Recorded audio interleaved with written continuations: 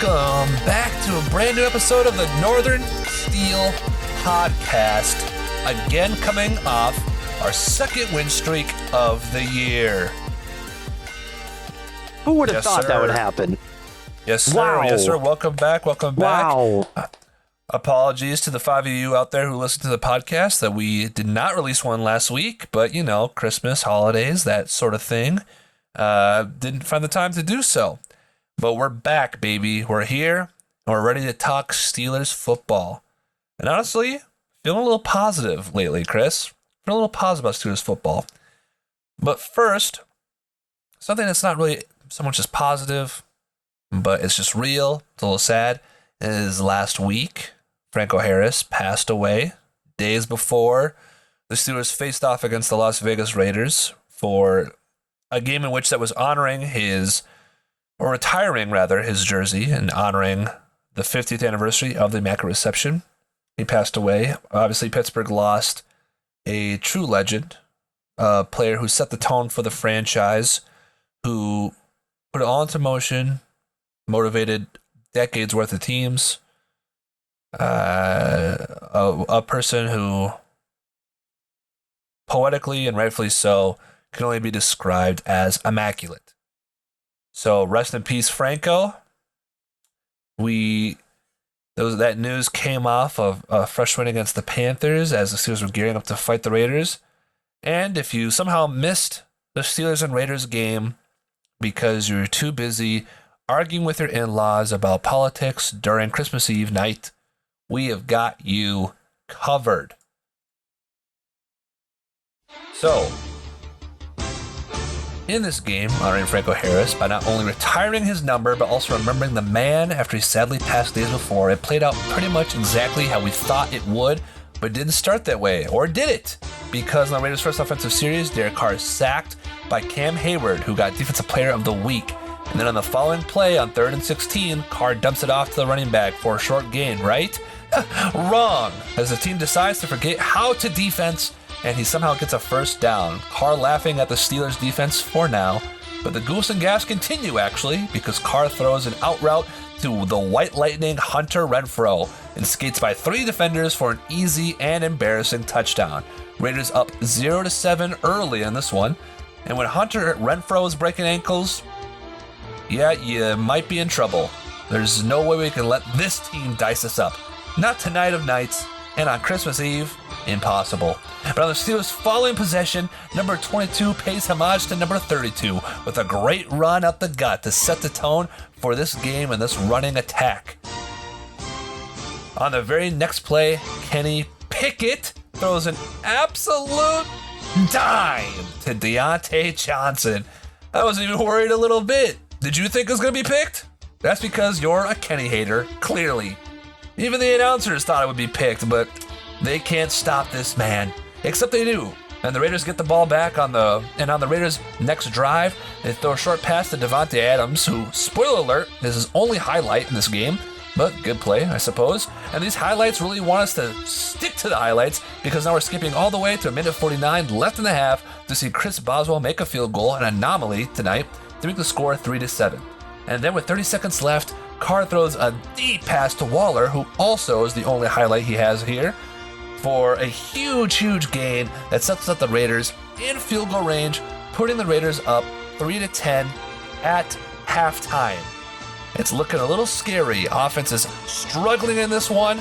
The Raiders think they have it going on, but let's just see how that second half goes. We're not giving up, not for Franco, not for Christmas. In the second half, the Steelers have the ball, and Kenny Pickett oh God, he's picked off. Oh no, Kenny. Panic Reed with pressure in his face, and this offense continues to struggle. Denzel Perryman has been killing us all the way up to this point, and this just makes it so much worse. How can the Steelers respond? Oh, with another interception right away. This play is picked off by Arthur Maulet, his first interception coming since 2020, also off of Derek Carr. And boy, did we need it. But what we did not need was another 3 and out, but that's what we got. And on the Raiders' next possession, they drive into Steelers territory when Derek Carr throws another pick to Minkah Fitzpatrick. one of the only Pro Bowlers on this team, obviously, and one of the best acquisitions maybe ever. Will the Steelers' offense do anything this time? Well, kind of. And it's highlighted by this great play by Najee Harris, who hurdles over this little boy for a huge gain. Najee turning Hobbs into a hobbit. Goodbye, Bilbo. The Steelers do, however, have to settle for a field goal once again, making the score now 6-10 with 9:50 left in the fourth quarter. Can they surmount the comeback? We'll fast forward all the way to the 2-minute warning because it's time. The Steelers' last chance to score a touchdown. The defense has held the Raiders all second half, and it comes down to this. Kenny Pickett had rolled to his right and threw a great pass to Pat Freiermuth for the first down, making something out of nothing. And here he goes back to Pat for another big first down, but the refs have to decide how this game is fixed, and they decide to fix it for the Steelers, calling it a catch. Later in the drive, Kenny dumps the check down pass to Najee, who booms his way forward for a lot of extra yak all the way to the 23-yard line. But time is ticking. They got to keep moving. With 50 seconds left in the game, on the 14-yard line, Kenny throws a rocket to George Pickens. Kenny clutch to Pickens is something we are going to see for a long time, and I'm ready for it. The extra point is good. The Steelers are up 13-10 with 46 seconds left to go. That route was crisp by GP, the throw crispier by KP, and we may be in for a Merry Christmas after all. And then with 30 seconds left on the 32-yard line, Derek Carr, who said the immaculate reception, touched the ground, throws his third deserved pick to Cam Sutton, who catches it on the 32-yard line for 32. Poetic justice. This one was for Pittsburgh, but it was also for Franco. The immaculate reception game score was 13-7, and the Steelers will win it this game with a score 13-10, also from a game-winning touchdown. Carr is in shambles as his last throw with the Raiders may very well be an interception, and the Steelers keep their playoff hopes alive with a Christmas victory and Franco in their hearts. Whew. Wow. Thank you. Hey, you thirsty? Do you need a drink or something? Or like I do need a drink, but I didn't bring my water. That was a lot of talking. There was a lot of things going on. I apologize for you having to do all of that, but I do greatly appreciate it. I'll give you a little bit of a break here. I do got to say, it was nice rewatching the highlights after about a week out from when this game happened live. And, just a lot of memories started flowing back. The emotional roller coaster in which we are on every single week, but especially that game. I'll be honest, dude. For a lot of that game, I was pissed. I was not happy about how things are going. I mean, dude, even starting off with that first drive, like I think there was 2 or 3 times on that drive, like that play that you showed earlier, where we had them pinned. It was like 3rd and long, and I was like, oh, good. Like the chances of them getting this are slim. And then they'll convert this short down pass to drive all the way down and then like end up scoring a touchdown. I literally, the way the game started, I thought we were going to lose by like 45 points.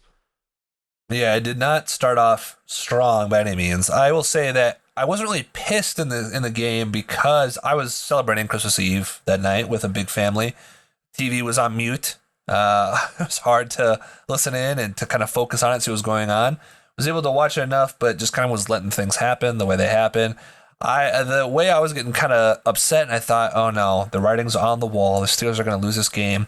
Was when Boswell kept missing field goals, and then Kenny threw his interception, and I thought, this is it. It's going to be all downhill from here. However, I actually have a lot of positives from this game. It was an ugly game, and a lot of people want to talk about how ugly of a game it is. We're not ready to compare Kenny to Big Ben right away, but Big Ben won a lot of ugly games. Played a lot of games where he was absolute garbage until they needed him most, and Kenny pulled through. The offense did not play well. Kenny made some poor reads, poor play calling again. But with 2 minutes left and the last offensive drive we could possibly have, he pulled through. The whole team pulled through.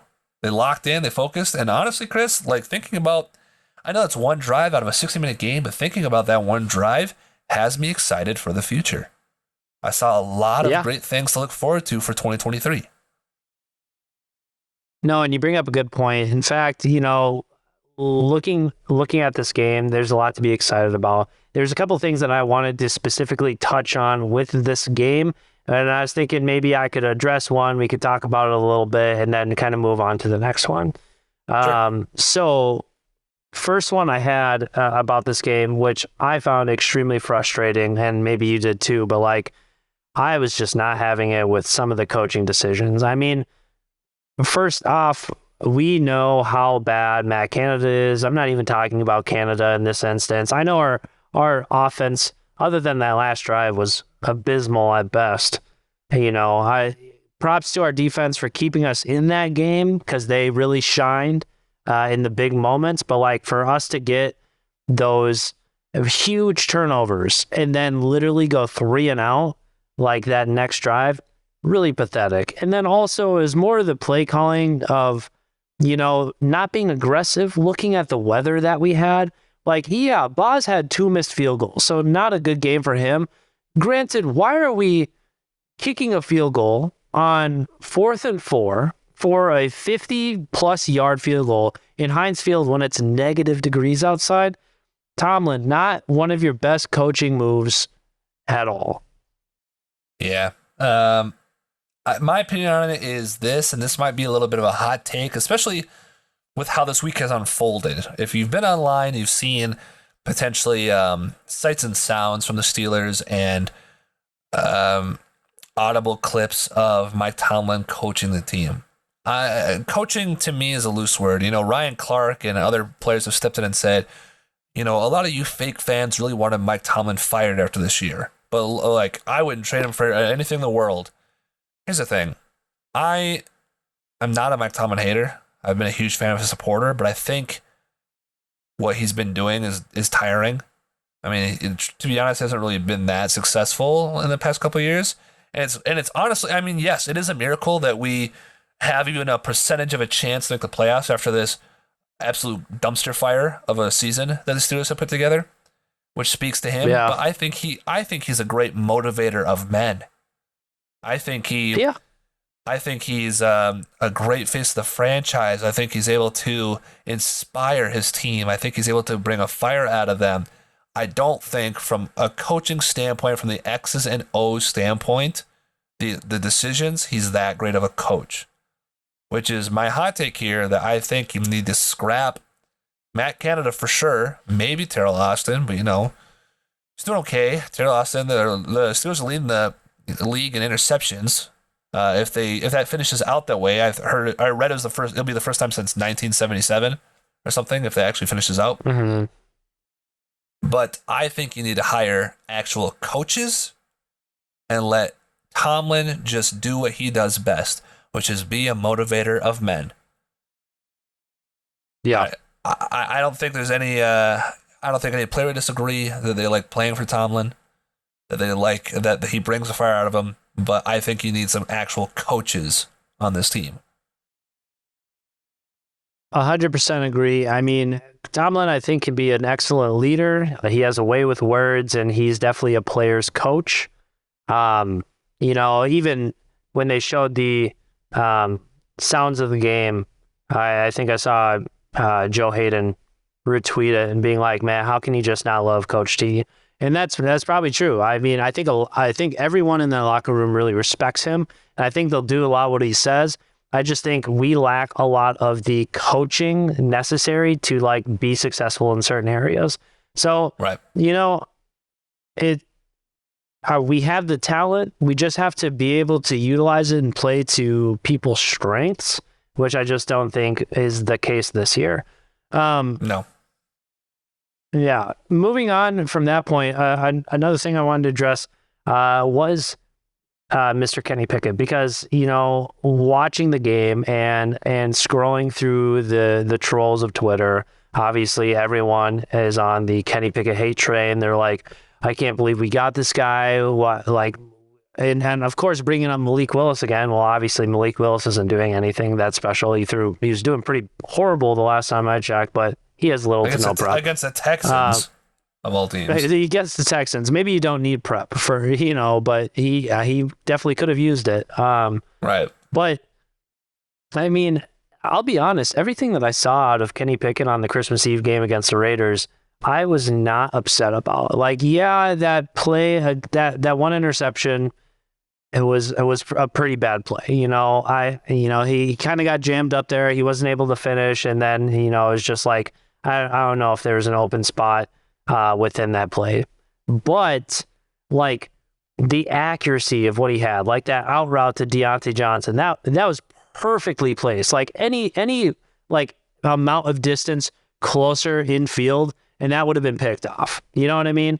Like his accuracy is so good, and like he's still struggling a little bit with certain reads, but you can definitely tell he's growing. Like he's been making a lot better reads as he's been getting in there. Maybe he's getting more comfortable. Who knows? But I mean, and then to top it off with that 6-yard drive or something like that, like that was fantastic. Like that was a leadership move, and he did exactly what he had to do to get us into a winning position. I was so happy with Kenny Pickett. I feel like it is so exciting to watch him play and see how he's going to grow, especially into next year and seasons to come. I think Kenny has been growing every week, and we've talked about it on the podcast before. We've talked about it how in college at Pittsburgh he grew every year. He's a guy who likes to study. He's a guy who has a fire to get better. I think he's a player who knows that he's not the best, so he works hard to try to become the best. And I think he's been improving every year. I agree, Chris. I think I've seen some tweets out there where he's had some terrible reads and terrible throws in this past game, and those are all fair. I see them. Those are fair critiques where he's I think his biggest critique right now, something he needs to work on this offseason, going for next year, is him bailing a clean pocket too quickly. There is one play I liked specifically, and I think I sent it to you, where he bailed the pocket way too quick, where if he just would have stayed in there and just trusted his line, I know it's hard to do sometimes with this line, but he should have trusted him. Deontay came over deep cross over the middle for an easy completion, but he bailed way too fast and had to throw it to a receiver right by the sidelines, and that wasn't a great decision, obviously. However, I think that is the biggest downfall of his game, is escaping the pocket too quickly. And right now that's going to make or break his career. And if he can figure that out, not every time, it's not to say, but if he can figure that out and be more successful on it than not, that is what's going to push him to be a franchise quarterback and not a draft bust. That's where we're going to have to go, and you're going to have to figure that out next year. So don't label him a draft bust yet. We've talked about the amount of quarterbacks who've had a rough rookie season and then have played better. One that I want to bring up specifically is Trevor Lawrence. I'm not saying Kenny Pickett's Trevor Lawrence. Trevor Lawrence was viewed as I think he was viewed as the highest graded quarterback coming out of college since Andrew Luck, potentially. And his first year playing in 17 games, Andrew Luck also broke the touchdown record his rookie year, I think. But Trevor Lawrence's Trevor Lawrence's first season playing 17 games, he threw 12 touchdowns and 7 picks and 17 picks. 12 touchdowns, 17 picks. He was not throwing touchdowns. He was not lighting it up. He had a lot of picks. I know their weapons are pretty bad. They also had a terrible coach in Urban Meyer. But I'm just pointing to that because we have a lot of great weapons. I don't think our coaching is the best, but it's just something where you can't be down on a guy because now this year's happened, and Trevor Lawrence has 24 touchdowns and 7 picks. Interceptions is way down. Touchdowns doubled already. We got 2 weeks left to go. Trevor Lawrence looks great this year. And the Jaguars still could use some help with playmakers and a line and coaching. So don't bag Kenny yet. Just give us some time. No, I agree. And I think you say it best, And it's a great perspective to look at because people look way too much at the quarterback position and think that everything has to revolve around the quarterback. But in fact, if you want there to be success at that position, look at all the pieces that need to come together for a player to be successful. Like you said, Trevor Lawrence did not have a great rookie season. I mean, his numbers were pretty average. I feel like it's what you'd almost expect out of an average rookie quarterback, you know?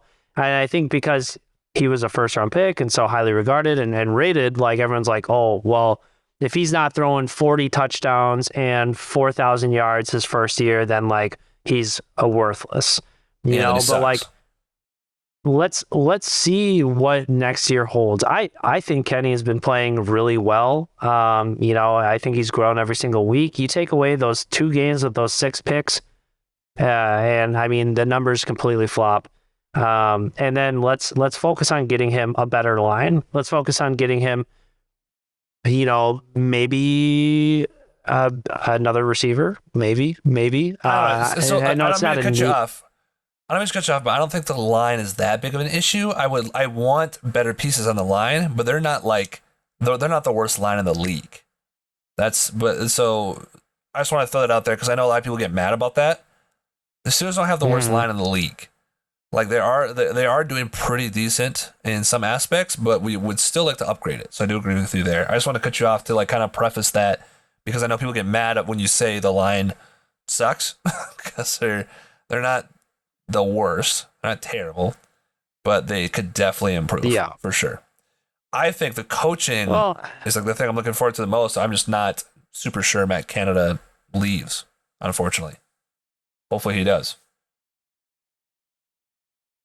I mean, yeah, I agree. I mean, you can improve the line. You can get a new offensive coordinator. I mean, better coaching is always a great thing, especially for a young quarterback. He's a quick study, like we always talked about.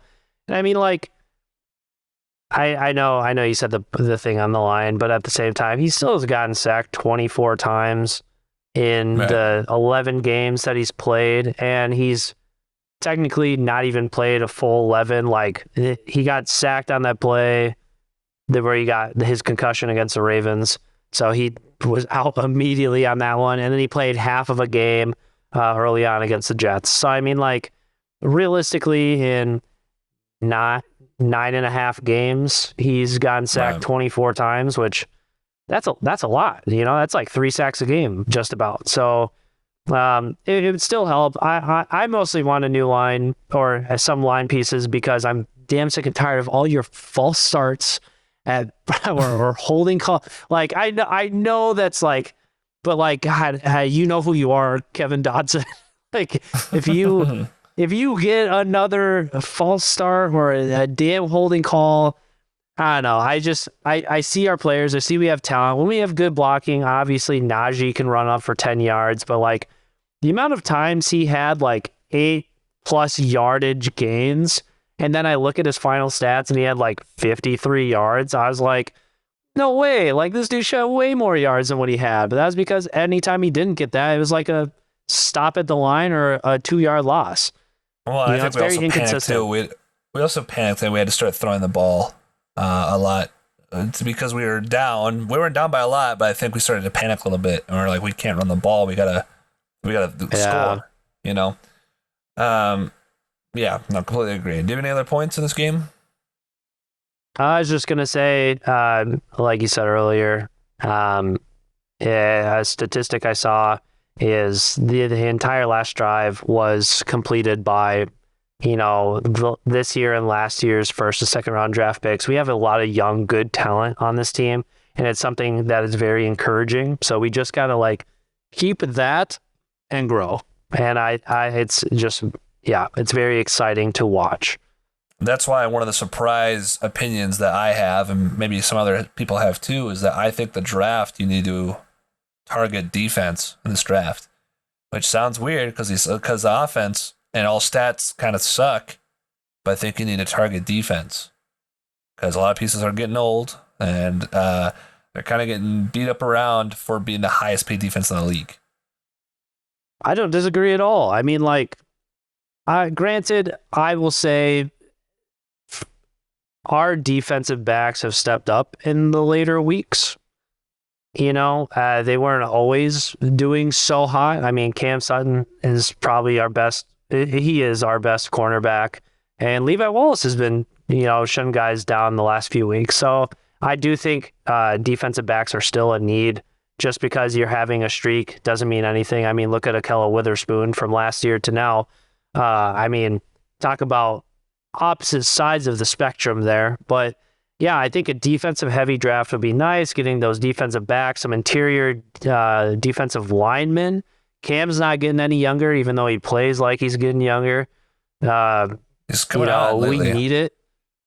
He is. And I almost felt like that was the theme last year, where he kind of stayed quiet and then he was like all about the sacks in the end of the season. So I don't know. Well, I guess we'll talk about it when we get closer to the draft. I'm sure Dom and I will do the draft prospects again. I already have a list of people. I'm kind of excited for it, not gonna lie. I know we still have 2 weeks left of the season, but it's fun. It was like a fun thing that we got to do. So and now I want Marcus Jones. Yeah, we did want Marcus Jones. So the Steelers picked up a win. They're now 7-8. They have a 2% chance to make the playoffs. I just want to address this real quick. In my opinion, if you want to make the playoffs, that's great. If you don't make the playoffs, that's great.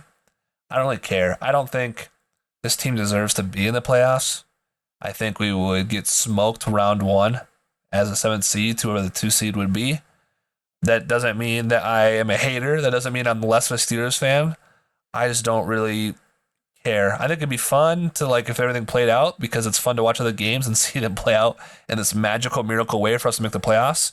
I don't really care if they make it or not. Can I be honest? Sure. Can I share something with you, Dom? Can we have a serious bro talk right now? On the podcast? On the podcast. Just you and me, two brothers. Two brothers. No, so I am so conflicted when it comes to this. And I don't mean conflicted as far as making playoffs. I personally don't want to make the playoffs. I'm conflicted on how I want the season to end, because would it be cool to win out, have another winning season under the belt, never having to see a loss? Yes, it would, but I'd also hope that we don't make the playoffs while we do that. But then I'm conflicted, because then I'm like, geez, a 9-8 record, didn't make the playoffs, so we have nothing really to show other than that we didn't fold. And now we're drafting 18, and where I mean 7 wins.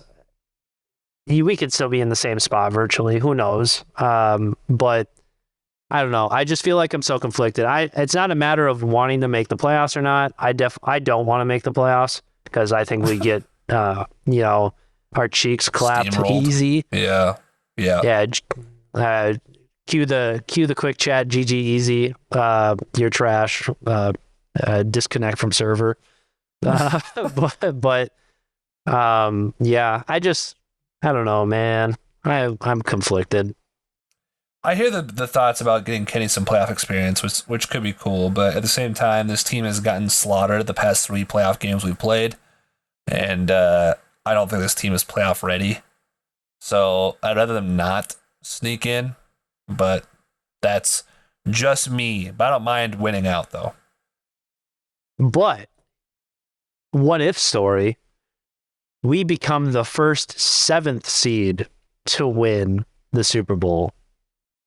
That would need. So I've thought about that. Of course, I think about that. I get weird. I get weird optimistic thoughts when I think about the Steelers. That would need the most insane run ever. Like, Kenny would have to be throwing 3 touchdowns a game, 300 yards a game, out of nowhere. He hasn't done it all year. He would just need to be all of a sudden, boom, red hot for 4 games straight. Mm-hmm. That's what he would need to. It just would have to. That's how it would have to happen. It have to be insane. Moving on, this week we're back against the Ravens in Baltimore this time. Time to move on to our favorite segment of the night. Chris, take it away. Keys to the game. And there it is. Do you have any? Do I have any, Dom? Oh, okay. As you know, I was gonna say key to the game because I got one. I mean, as you know, we are coming up against a divisional opponent in the Ravens. It's always a hard-fought battle. There's going to be blood. There's going to be tears. There's probably going to be my tears looking at the frustration of this offense. But that's a key to my game is we got to get the offense involved early and moving. Ravens, Steelers are always a defensive battle. Lamar is probably not going to play again. I know we've talked about this before. Steelers seem to do really, really well against Lamar. So I really don't care that we're not playing him. It could go either way, but I think this is the game where we just got to be involved. I don't really care if we put up 50. I mean, I would love that, but at the same time, this offense just really isn't capable of it. So if we can just go down, get us into our position of field goals and occasional touchdowns, that'd be awesome. But we got to start it early, and we got to get momentum on our side because we got to keep our defense rested and, ready to play to go against the Ravens. They're two teams that have been coached against each other for a long time. Harbaugh and Tomlin have a long history with each other. They understand each other's play styles and everything. We understand what's at stake here. Ravens, are most likely making the playoffs. Don't know if that really means anything, but basically just got to get it going. I think we got to keep a run game consistent, and that's going to be a big part of this. We can't rely 100% on Kenny. Obviously, I think he's playing better, but we got to run the ball. And that's about my biggest thing. A big thing for defense, just stop their run. They're a big time run team. You know what they're gonna do. There it is. They're gonna attack that middle defensive interior because that's a big weak spot for us. So just stop them, please. I'm begging you, just stop them. You need to stop the run. That is the key to the game. Last time we played against the Ravens, we let one slip through our fingers through a bunch of turnovers by Mitch Trubisky. We were actually moving the ball pretty well on a great defense when Mitch came in, but they threw 3 picks, 2 of them very stupid picks, and we still had a chance to win the game at the end if we just stopped them and got the ball back. And they're going to run the ball, and we could not stop them. That with Huntley, they're going to run the ball. Just stop the run. Make him throw it to you. Make him throw it. If he beats you throwing his arm, that's embarrassing, but that's deserved. Stop the run. That's your chance.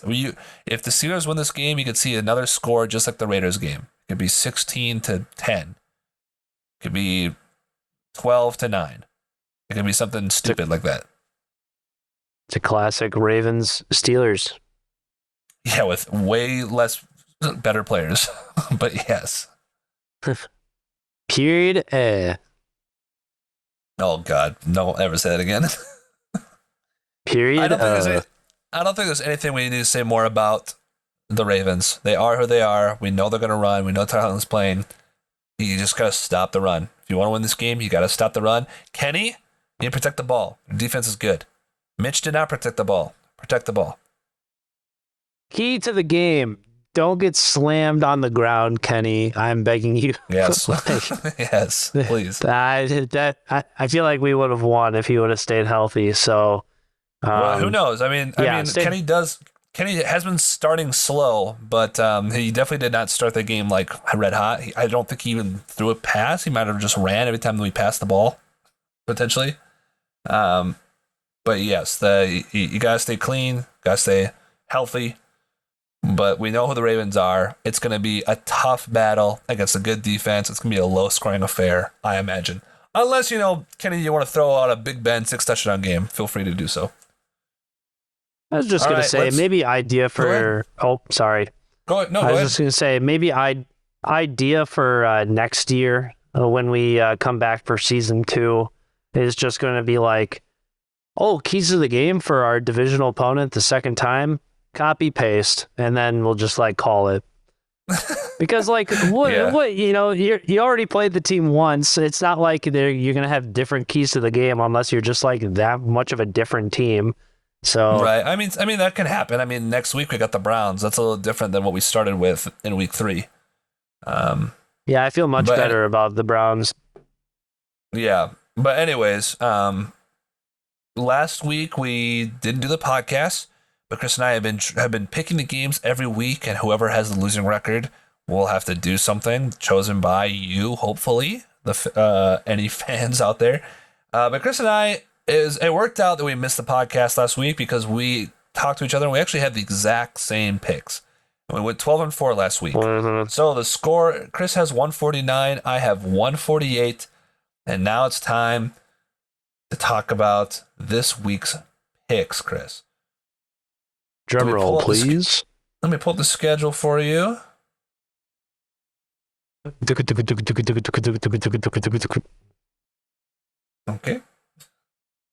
If we could edit that out and put on an actual drum roll. I won't do that. That's too much work. Yep, Okay. fair enough. We don't have the budget. And if first game, Thursday night game, which is actually tonight, right now, the game has already started, but this is not going to affect what Chris and I's decision was going to be regardless, but it's Cowboys at Titans. Give me Joshua Dobbs, baby. The space engineer man himself. The movie just came. No, I'm kidding. I'm gonna go with the Cowboys. I think it's an obvious win. Yeah, I am as well. The Titans are resting all their players for their Week 18 match against the Jaguars, which I hope they lose. I'd rather see the Jaguars in the playoffs. Currently, the score right now is 10-0 Cowboys, but Titans are in field goal range. Saints at Eagles. I was just going to say, disclaimer, we are not picking because of the score. Do you know who's starting? Like, literally all of the Ravens players are on vacation this week. Titans. Oh, sorry. Players. I don't know why I said Ravens. I'm just so angry about our divisional matchup. No, yeah, the Titans are all on vacation. So, yeah, Dallas. What was the next game, Don? Saints at Eagles. Yes, the classic Saints versus Eagles. I'm going to go with the obvious choice, and that's the Eagles. Gardner Minshew. Yeah, I am as well. Regardless of Gardner or Jalen plays, we're going to Eagles. Cardinals at Falcons. Trace McSorley. Yes. Is Desmond Ridder playing? I totally forgot about that. How's he been doing? Decent. He's been doing better than Malik, but hasn't been doing great. But he's only been starting for 2 weeks. He also went against the Ravens defense, which is a tough team to play, obviously. But I think this is a better matchup for him right here to get his first NFL win. I'm picking the Falcons. Yeah, I'm also going to pick the Falcons. I'm a believer. Dolphins at Patriots. Oh, well, Tua's not playing. I don't know why I said oh. And I mean, is Teddy even alive? Is he playing? He is playing. It is Teddy.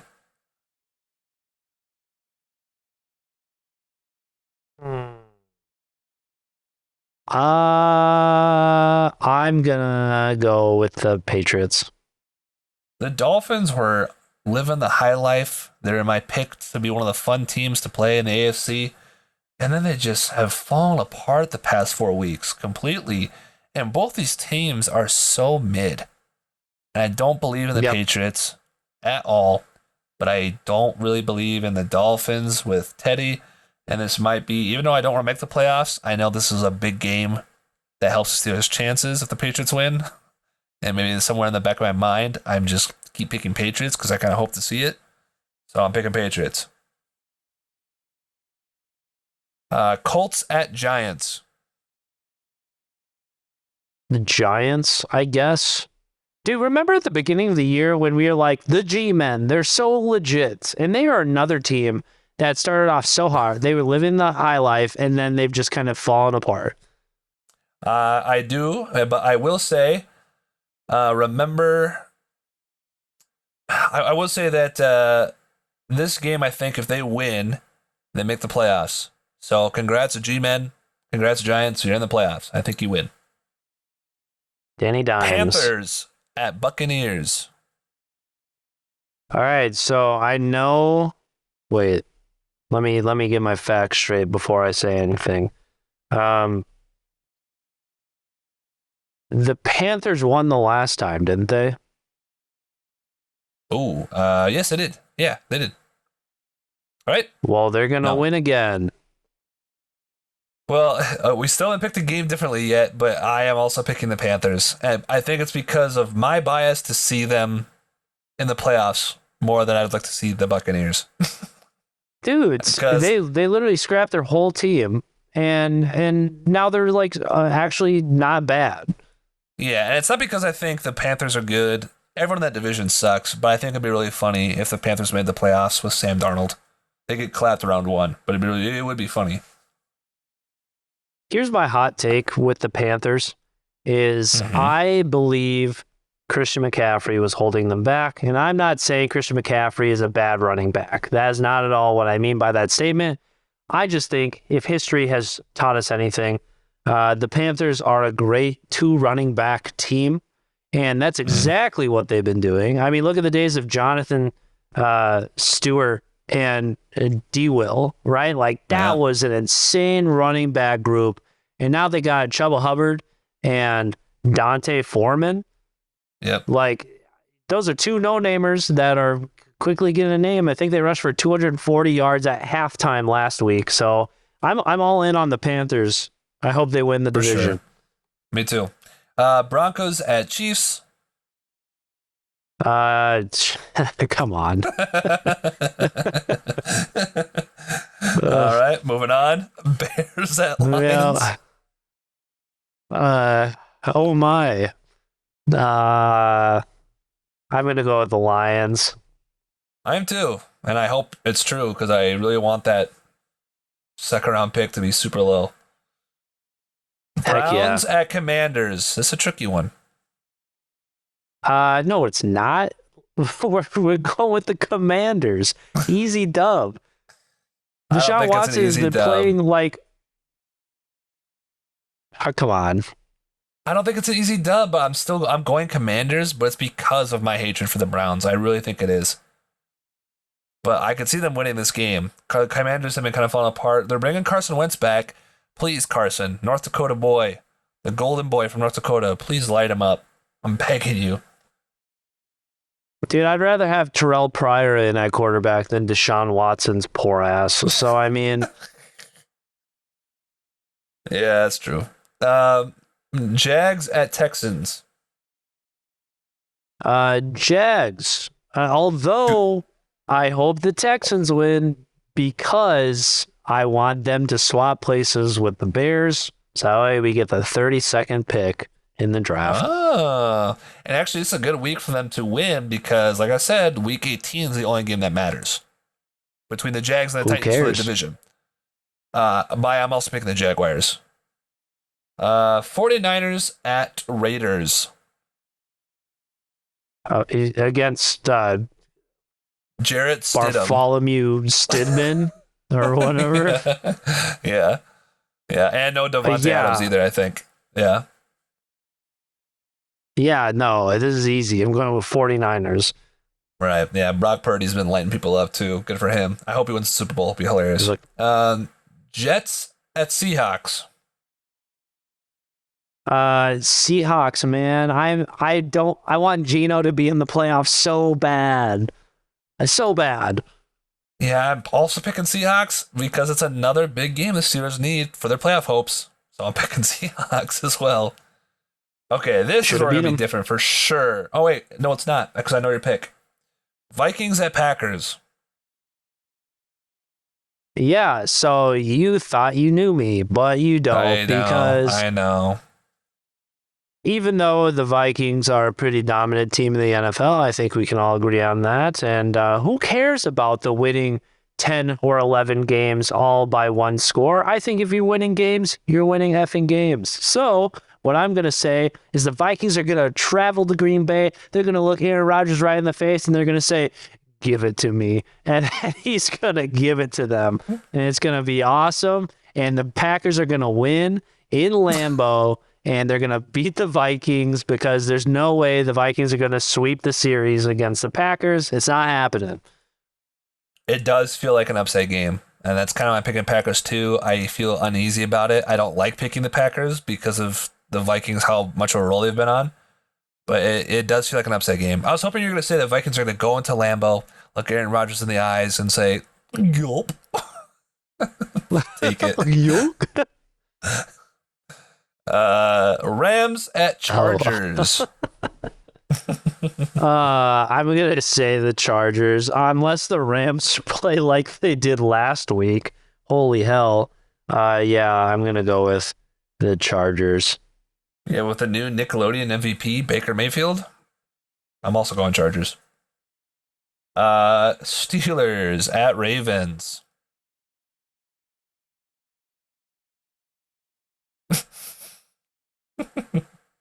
Silence. So actually, I know this is where we. Oh. No, I'm gonna stick with I can have two different opinions, right? One for our mom's league and one for this. Sure. I'm gonna stick with us and say the Steelers. We're gonna win out this year. I have a feeling we're just gonna do it. Against my better judgment, I'm also going with the Steelers. And then the last game, Bills at Bengals. Yes, this is the different game that we have. I think the Bills are going to win. I don't think Josh Allen has been playing particularly well, and he's got to figure that out before the playoffs start, because is it going to lead to another disappointing Bills postseason? It's looking to be that way. So I think the Bills are going to win. I think they need to win, especially for their own momentum moving forward. I agree. I don't feel confident about this pick, but I'm going to go with the Bengals. I think both teams are kind of playing not their best ball right now. And sometimes there's flashes in the pan with both teams at times. And this game could go really either way. But I'm going to go Cincinnati. We are one game different on our records, Chris. This could matter huge for our thing, and we could go into the last week tied, potentially, if I get this right. That'd be wild. But that will do it for this week's episode of the Northern Steel Podcast. Thank you so much for listening. You can follow us on Twitter, Instagram, YouTube, TikTok, and RuneScape. Chris, do you have anything left to say? Yeah, if you're on RuneScape, it's Ace2557. You can send me a friend request. I'm just kicking it back with the boys. You could be a part of my boys. But yeah, I would love to see you on there. Oh, hey, yeah, one more thing. Go Steelers. Word. Okay. And peace out. Peace.